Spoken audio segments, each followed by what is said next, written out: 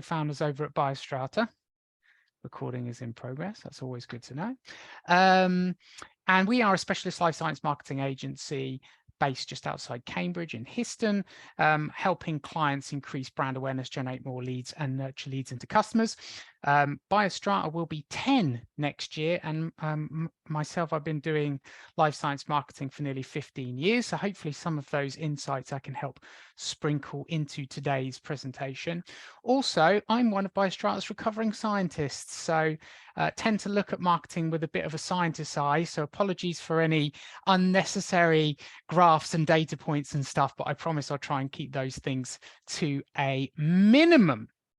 Right, why are we here today? We're here because we face this problem as life science marketers, which is always having to do more with less. And I typically use this slide in a number of the presentations that I do, but I think it's even more pertinent given the economic situation that we find ourselves in at the moment, and perhaps will do as well for the next 12 to 24 months from here. And that problem is this, which is, as marketers, senior business leaders have expectations of us that we're going to create the marketing equivalent in terms of the results that we generate of a gorgeous, fantastic, amazing, beautiful mansion.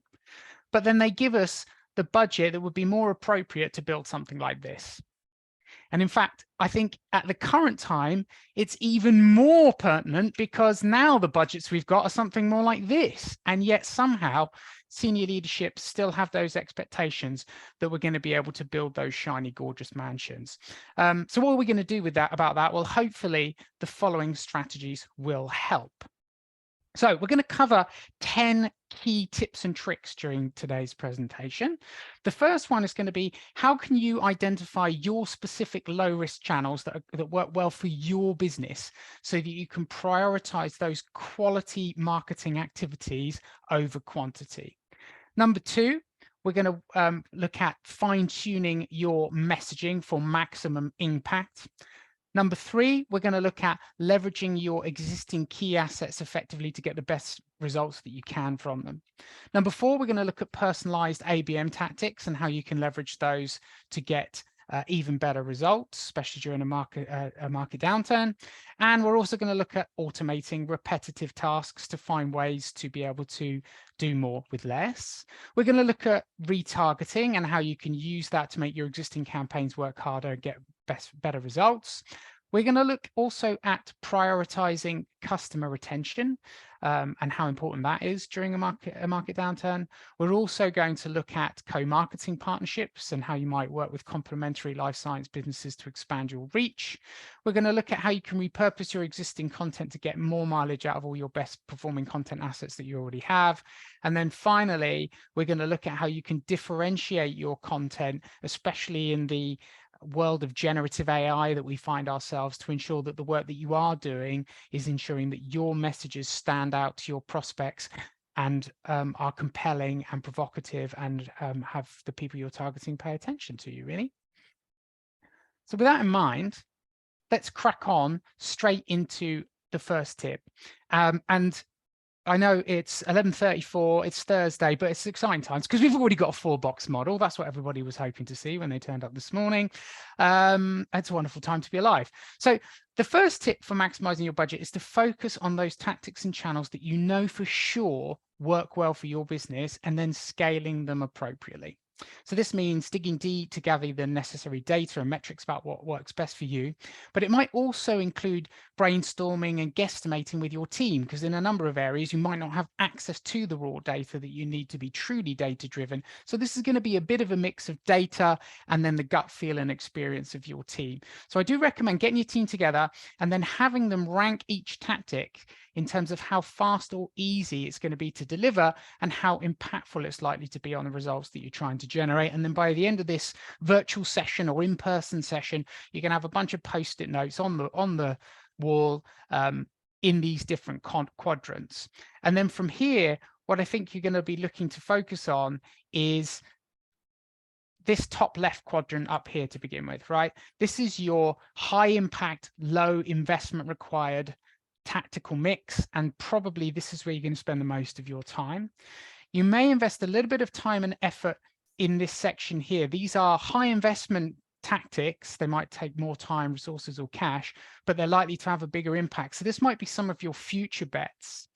Then you've got your maybes, which you can probably do quickly and easily or potentially cheaply, but their impact on results is questionable, unknown, or likely to be small. And then they're obviously in the bottom right-hand quadrant, you're not going to focus too much on those. If you go through this process, it can be really illuminating, because I think 80% of the stuff is going to validate what your gut already said, but it's the 20% of things that you learn through going through this process that can be really valuable. Number 2 is about fine-tuning your messaging for maximum impact. What do I mean by this? Well, one of the things that we often see here at BioStrata is something that we call messaging erosion, which in essence is when you conduct some sort of market research or branding or message development process, but the years go by without revisiting it, and before you know it, it's 3 or 4 years, 5 years since you did that exercise. This is especially important now more than ever because of the pandemic and some of the changes in buying habits and how fast the world is moving in different areas. Actually, it's really, really important to go back and revisit your messaging and really ensure it's on point. And I think a key question for us all to be asking ourselves is, when was the last time that we did this? So what I'd recommend doing here is really getting deep and speak to your customers and your sales and your customer service teams, and look to really understand, where are your customers today? What are their goals and objectives? What are their key challenges? What are possible objections they would have to using your offering? What questions might they have during the sales process? What type of proof points are they expecting to see to help convince them to buy? And then using that information to revisit your value proposition and your messaging, perhaps using a value proposition pyramid like the model that we've got here on the screen, to really document and refresh these aspects, and then breathe them into all of your marketing, sales, and customer service communications. You can even not stop there, and you can actually even revisit things like competitor analysis, because the competitor landscape's likely to have changed. What key messages are competitors going to market with? How are they differentiating themselves? And how can you be sure that your offering is going to stand out in the mind of your customer? For number 3, let's talk about better leveraging your key assets. So there's a number of key assets that a lot of businesses have. Might have a strong organic social media following, might have important industry co-marketing partnerships, but 2 really valuable assets that we see that most companies, life science companies, have that they could probably make better use of are their website and their contact database. So let's start with the website first. Your homepage is your chance to get your customers' attention. In the modern day and age, the most customers, the first thing, or prospects, the first thing they're going to do is they're going to Google you and they're going to visit your website. So your homepage has to grab their attention instantly. Now, here is a homepage of a well-known international instrument manufacturer. I just typed life science instrument company into Google, and this is the first link I clicked. I think the questions to ask yourself here is it easy to scan read? Is it memorable? Like, who's this instrument for? What problems does it solve? I don't think any of those things are particularly well answered by this website. And the irony is, when I was doing this process, I went and looked at the BioStrata website and I was like, crumbs, are we answering these questions well enough? And then we made some tweaks. And I think the important lesson here is your website is something to continually improve, iterate on, and evolve. And so asking yourselves these questions frequently to really keep improving your website is absolutely critical. It's also really important to make it really easy to use with a clear and intuitive menu structure. Make it clear who your site is for, the problem you solve, the benefits you offer, and importantly, why the customer should choose you. And wherever you can, try and use things like social proof, testimonials, case studies to validate what you're saying. It's not just us that say we're great. Here, listen to these people who also think our offering is awesome. If you have a large or complex offering, this can be quite difficult, because if you have let's say you've got, I don't know, 1,000 different products that you're selling, then how do you really tell your story on your homepage? And I think the key there is to really focus on your main value proposition, which is likely to be quite general, but then make it really, really easy for people to find the technologies, products, reagents, research tools, services, whatever it may be, via your menu, and then really lean into answering those specific questions on the landing pages for those different products. While we're talking about landing pages, really a place where a lot of life science companies can get better value is by analyzing key landing pages like existing product pages to ensure that they're optimized for conversion. So one of the things we often recommend is to perform a conversion rate optimization process, where you start by prioritizing those landing pages that have high traffic but low conversion rates, and then auditing them and upgrading them against current conversion rate optimization best practices. Remember one particular instance where we did this with a client where their conversion rate on their current landing page was about 0.5%, which is very much below industry average. A lot of this was driven by technical challenges with the pages in terms of how they could amend them. The form had like 25 fields on it. It was, you know, it was a serious undertaking for someone to have to fill it in. It just didn't work very well. With a day's worth of work, we were able to optimize, I think, their 5 or 10 worst performing pages and turn that conversion rate into 10% plus. Now that's a 20 times improvement in lead generation before you've driven any more traffic. So it can really add a huge amount of value for a lot of life science businesses. And if you feel that this could be an area where you can help bring additional value to what you're trying to achieve, highly recommend this book called Making Websites Win. For me, it is one of the best conversion rate optimization resources available. So I recommend quickly Googling that and getting yourself a copy. I think you can even get the audiobook version of this for free. But honestly, the images are really helpful, so you probably want to look for the book if you can get it. The other key asset that is can be better used by most life science companies is everybody's contact database. Now, there used to be an old SEO joke, which was, where is the best place to hide a dead body? And then the answer was page 2 of Google search results, because nobody ever goes there, right? But I would argue in the modern day, maybe this joke would be better focused on our contact databases, right? Because there are so many leads that a lot of us generate that disappear into our CRM systems, never to be seen of or thought of again, right? Either by the sales team or even by marketing. It's like, oh, we've passed that lead over, but sales hasn't taken the lead on, and it just goes to sit in the contact database. And I think this is even more pertinent these days, since sort of the digital lead generation fever that was caused by the pandemic, not necessarily by the coronavirus, but certainly we saw it, where leadership teams across the life sciences were like, oh, we need leads, we need leads, we need leads, because they couldn't go to trade shows and rely on a lot of those offline tactics that they'd used for lead generation in the past. And of course, what many of us realized is that that wasn't necessarily going to work, because a lot of the leads that we were generating weren't sales ready. And so they just sat in our database. And so we have to have those nurturing tools in place. And there's like a number of really easy ways to better leverage your contact database. A simple one would be to ensure that you're contacting and connecting with them on a frequent basis. And I don't just mean your leads, but your customers as well. The more segmented you can be, the better.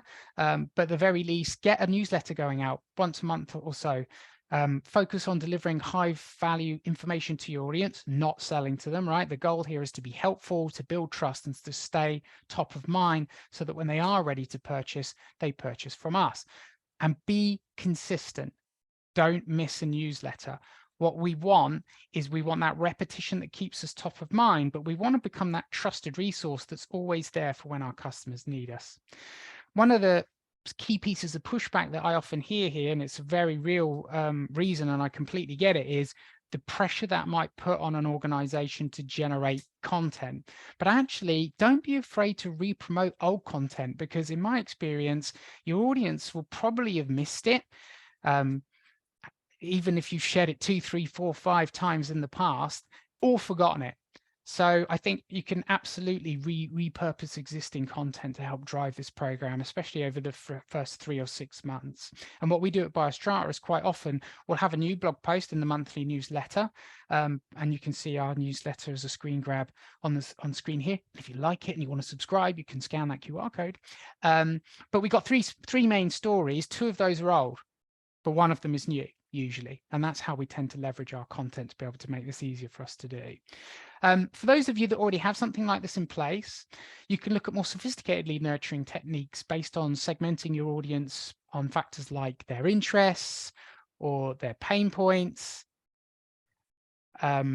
or their applications they're interested in, their stage of the buying journey, products they've bought in the past, all of that type of stuff. But I think for now, this is a really good way to get started with staying top of mind with your existing contact database. Number 4 is to think about driving higher engagement and conversions with personalized account-based marketing tactics.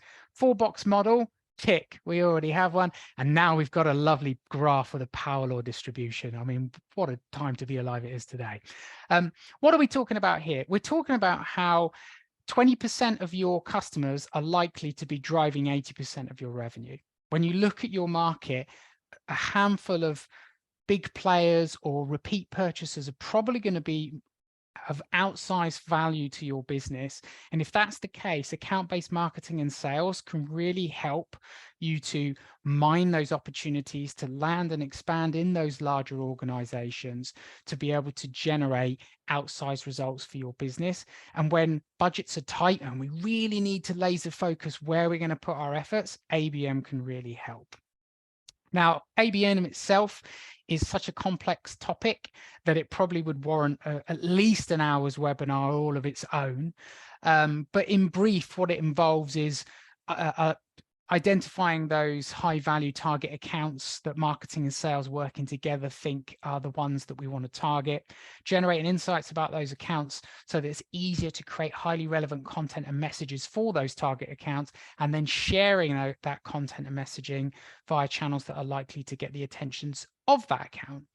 Once execution's begun, it's really, really important to measure and iterate and see what's working and what's not, and then find ways to land and expand in those key accounts that you're able to get into. And for those of you that are interested in this in a bit more detail, I've always found Engagio's content to be especially powerful and useful for conducting ABM. And there's even an account-based marketing for dummies book out there these days, which is actually written by one of the founders of Terminus, which is a key ABM software provider, and it's really good. My experience with dummies books is that they can be sometimes too simplistic, but they're often right on the money, and this is one of those. It's really good and well worth reading. ABM is quite complicated, and the number of programmatic ad options and stuff that are available can get quite complex quite quickly. So alternatively, hire an expert because it can often be faster and cheaper in the long run. Right, number 5, find ways to automate simple, repetitive tasks. So there's a number of opportunities here. I'm sure people are doing a lot of these already, but a classic would be to start automating things like internal notifications to flag high value leads to sales for them to follow up with, or reminders of certain tasks that you need to do as a marketing team and all of that good stuff. There are often opportunities for companies to use automated email and other mechanisms to drive customer onboarding, especially for software products. So that can be a really great way of increasing the stickiness of the relationship between the customer and your brand and your product if you're using SaaS, if you're selling SaaS, I should say. And obviously that can take a lot of the heavy lifting up. And then there's a number of tools to help automate content publishing. So in this screen grab, you can see the social media tool from HubSpot. What HubSpot will do is after you publish a blog post, you can set it up to trigger an automatic social media post and an automatic email newsletter that goes out to customers and prospects in your database summarizing the blog post. I'm not a massive fan of how they work at the moment. They're quite fiddly to set up, but I think with the emergence of generative AI in a number of areas, we might see that some of this stuff improves. And HubSpot, it's still in beta, but it's now in widely accessible beta, their content assistant tool, which is actually a generative AI tool to help you draft emails and stuff like that in a more automated fashion. So that might actually make some of this stuff even more effective. Very, very careful when using generative AI, because it does tend to hallucinate and make things up that are not true. But I do think it probably will add a fair bit of value to those of us trying to find ways to automate some of these tasks. Again, this is such a complex topic with so many possible opportunities. It would be worth a webinar of its own to go into it, so much so that we actually have one. So if you're interested in how you can leverage marketing automation to get better results, you can scan the QR code here to be able to access that. You'll also find it in the resource section of the BioStrata website. So that is automation.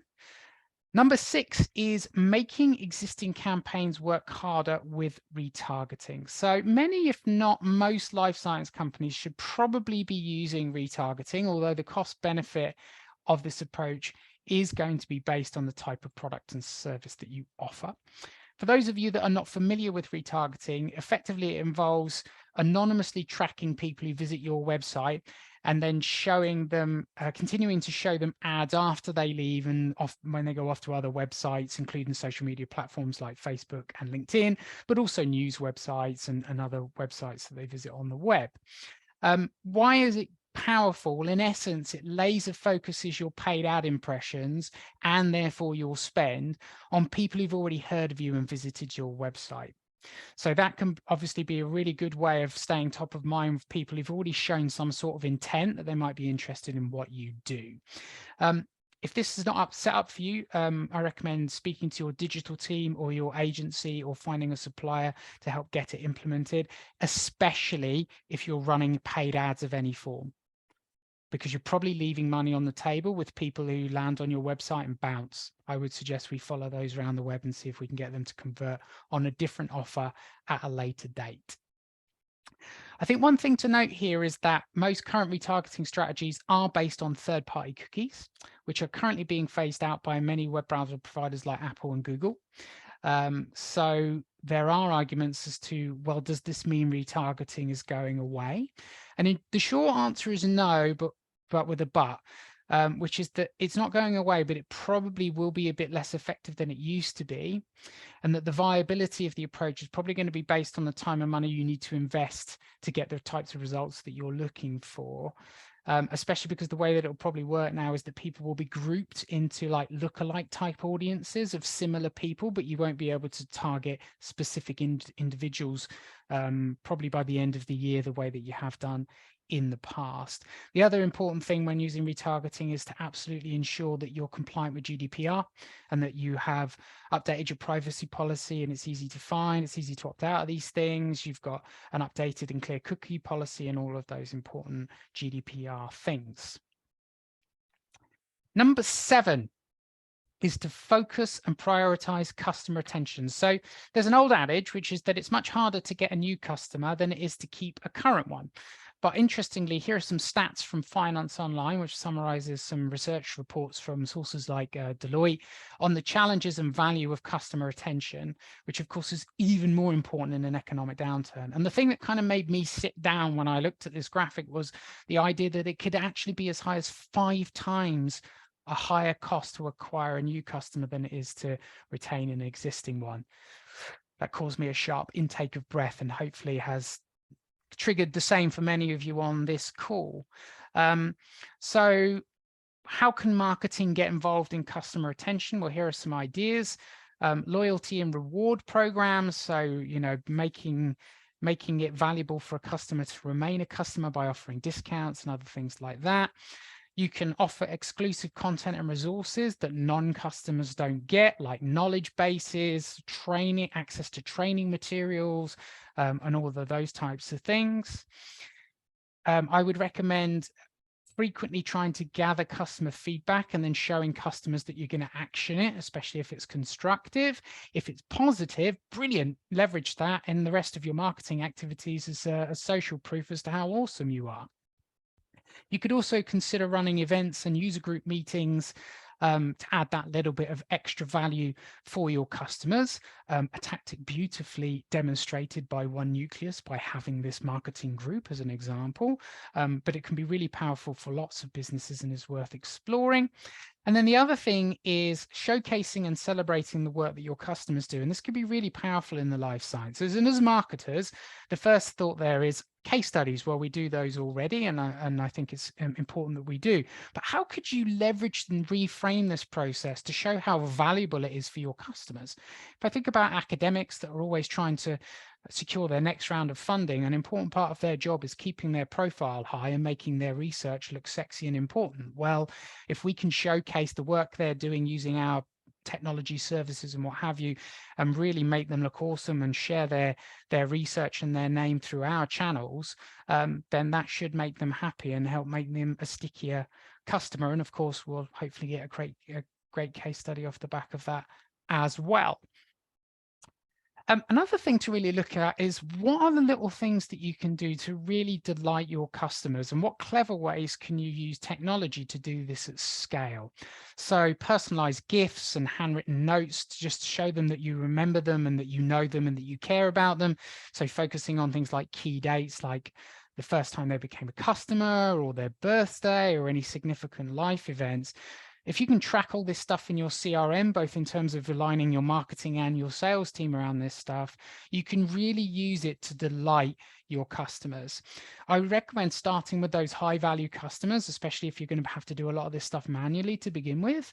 But one of the cool things about different technologies these days is that they allow you to do some of this stuff at scale. So an example here would be the tool Handwritten, which in essence will produce handwritten cards based on an automated brief.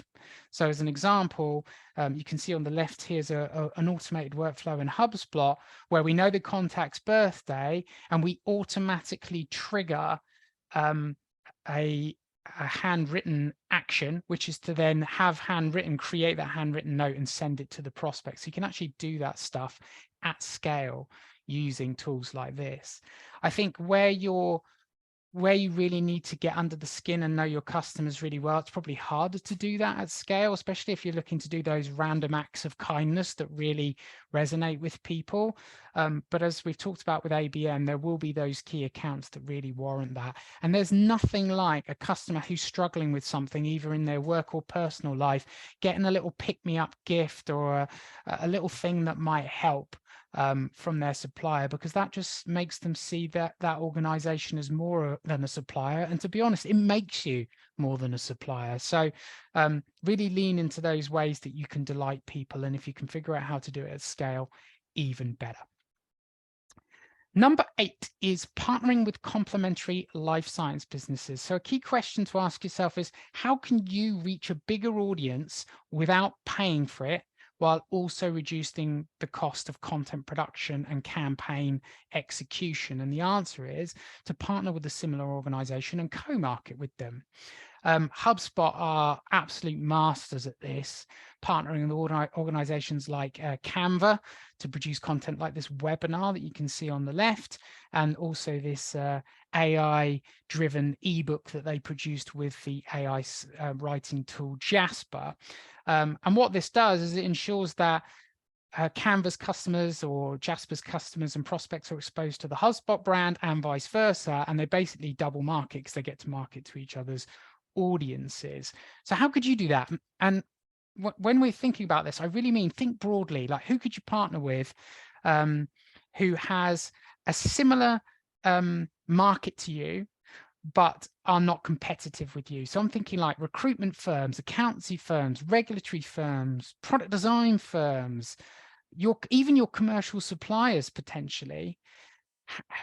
If you look at that sort of universe of possibilities, who could you partner with on a co-marketing campaign to increase your reach and halve your campaign production costs? Number 9 is get more mileage out of your best performing content. This one's a good one.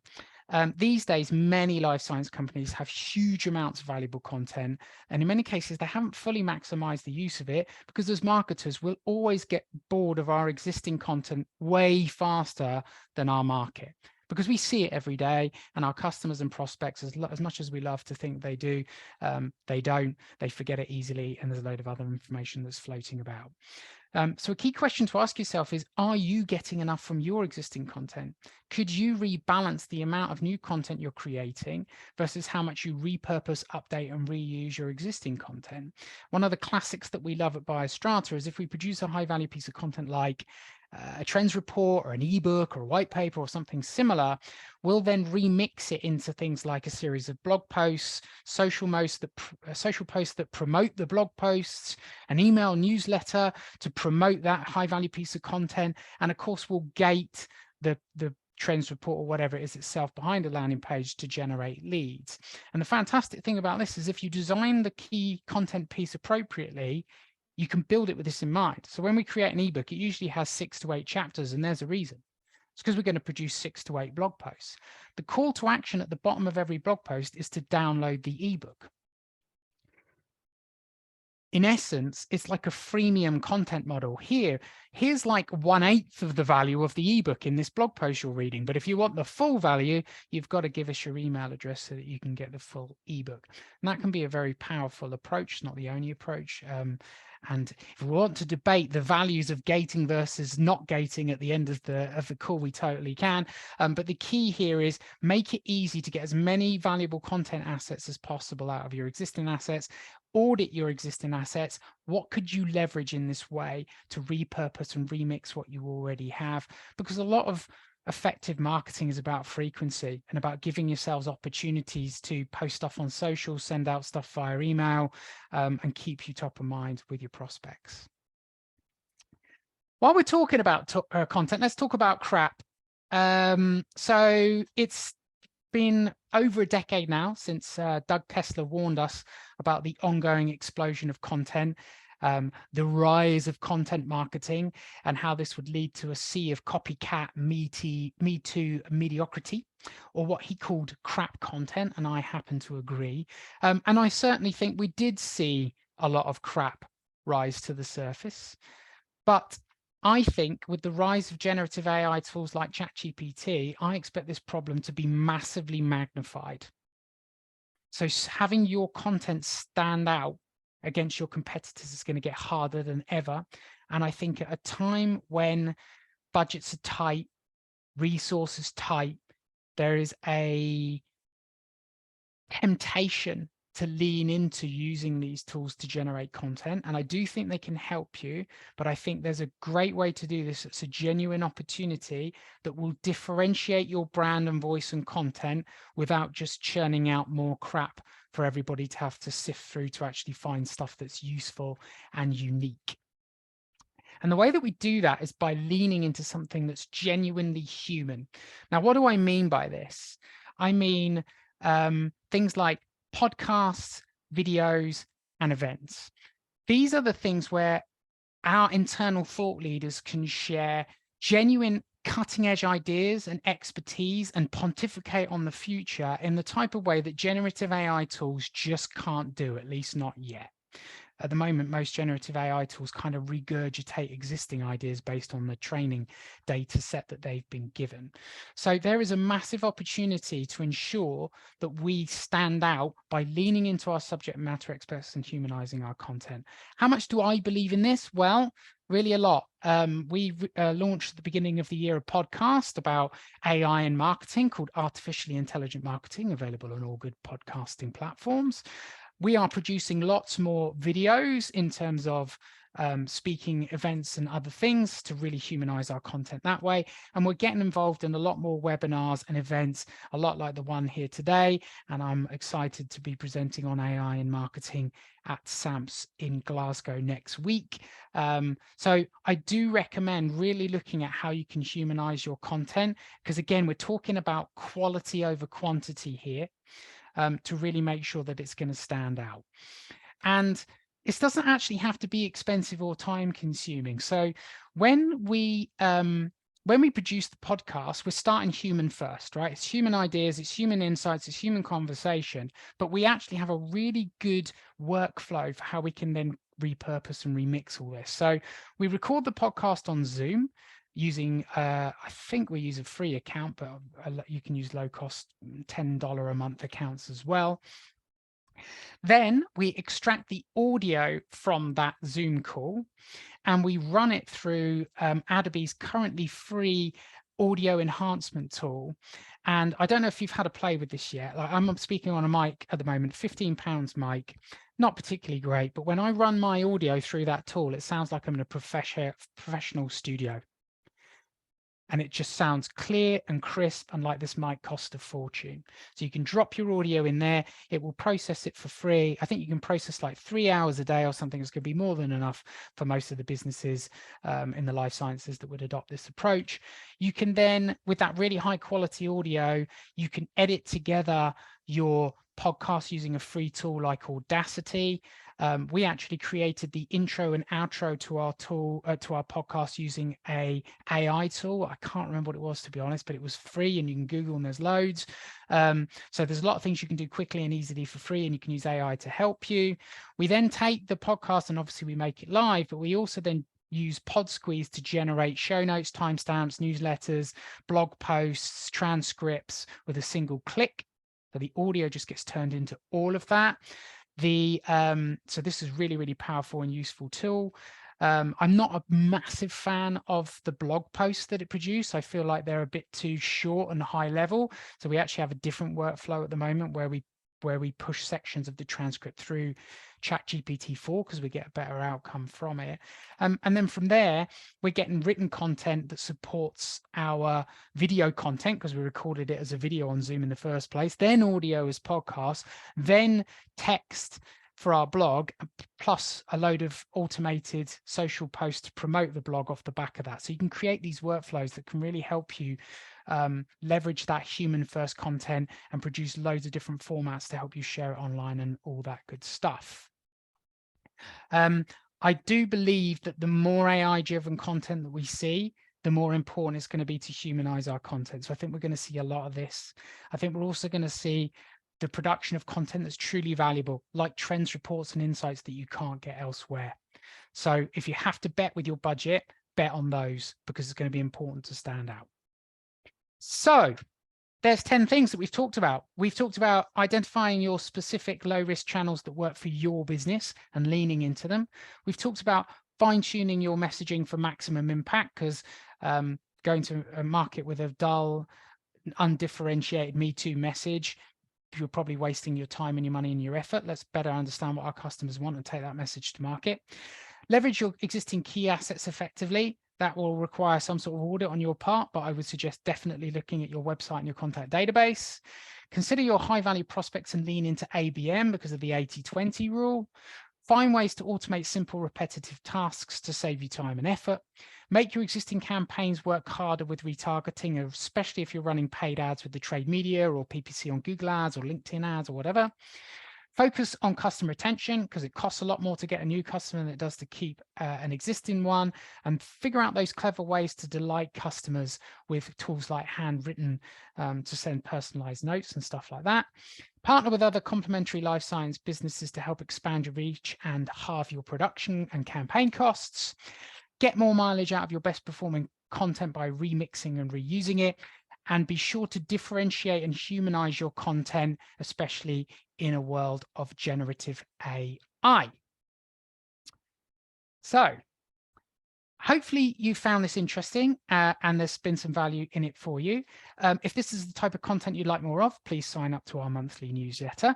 From here, I would recommend that you review what you've learned today and think about what the 1 to 3 strategies that you're going to implement.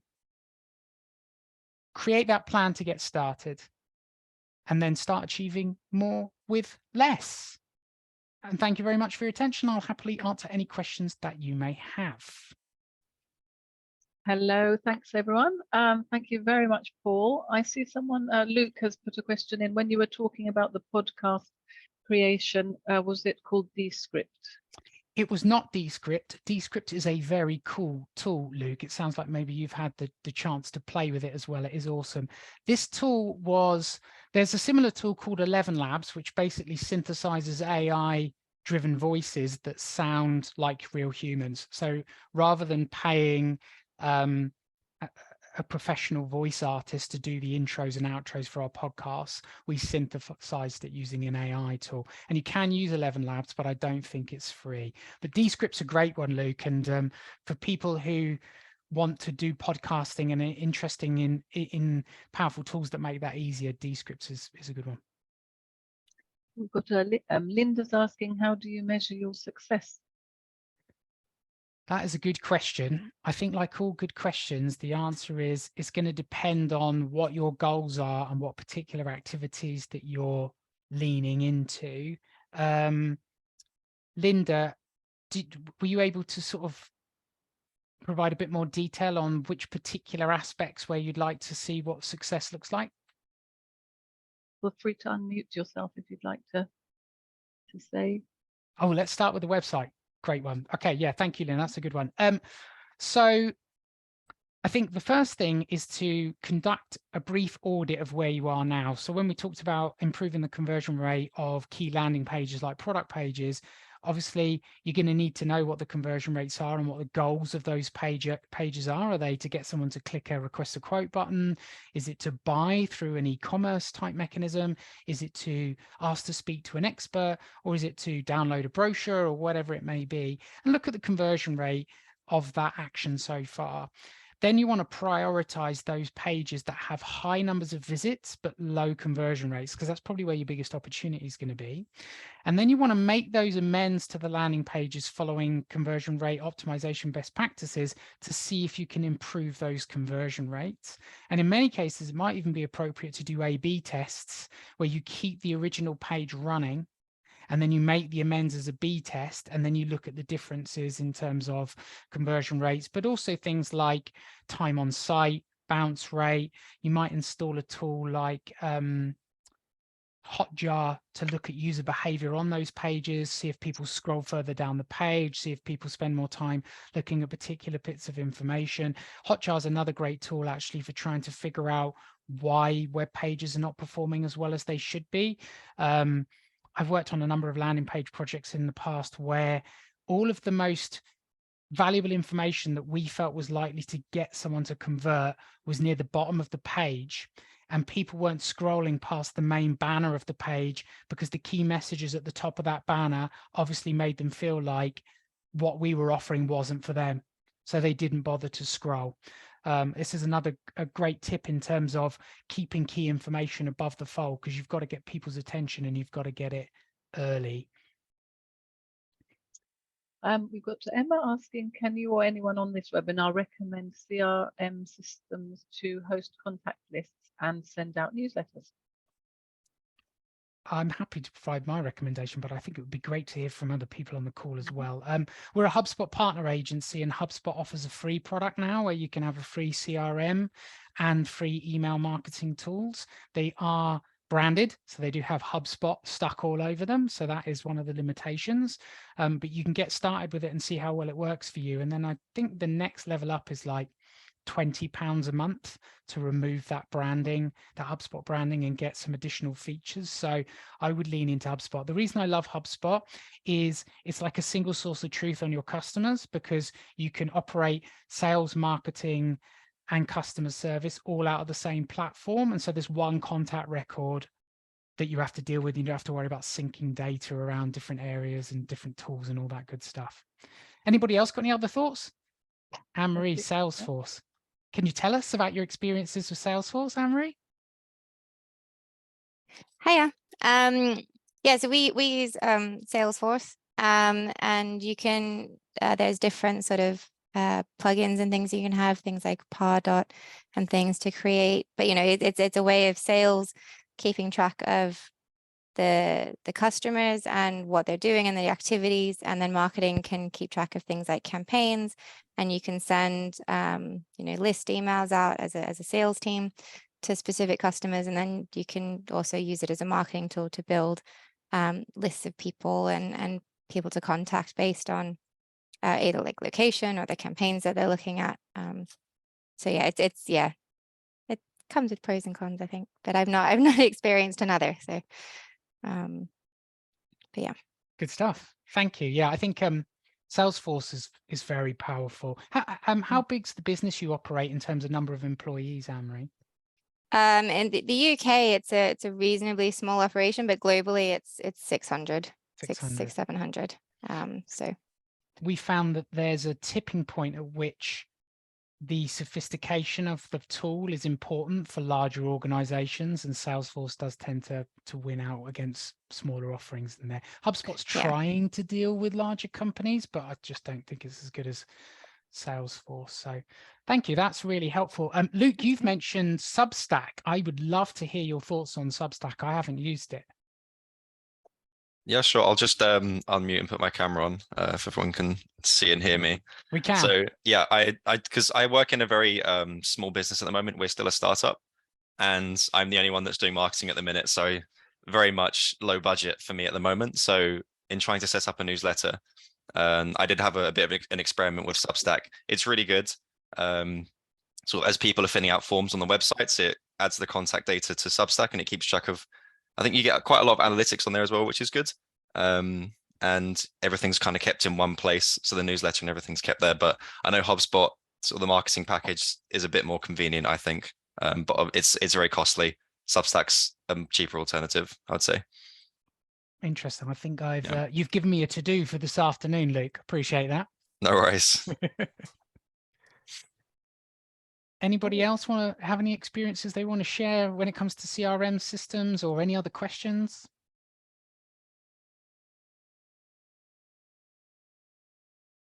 I think we're probably good to go then, Natalie, and have an early lunch. Yeah, thank you so much too, Paul.